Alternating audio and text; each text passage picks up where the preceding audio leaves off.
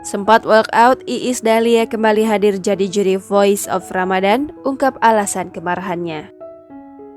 Setelah kemarin sempat keluar dari panggung Voice of Ramadan akibat beda pendapat dengan Pasha Ungu, pada episode hari ini Iis Dahlia kembali hadir ke bangku juri.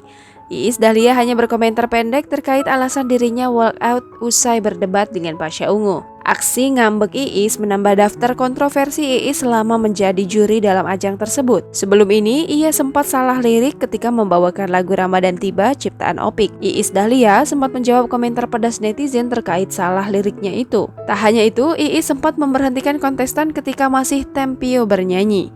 Rahmi, seorang kontestan yang seorang guru ngaji asal Bogor, bingung ketika tiba-tiba Iis Dahlia memintanya berhenti bernyanyi. Rahmi saat itu menyanyikan salah satu lagu dari Sabian berjudul El Aum.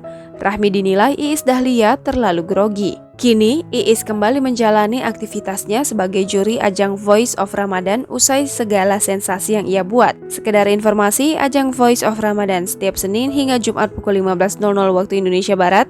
Program tersebut juga bisa disaksikan di RCTI.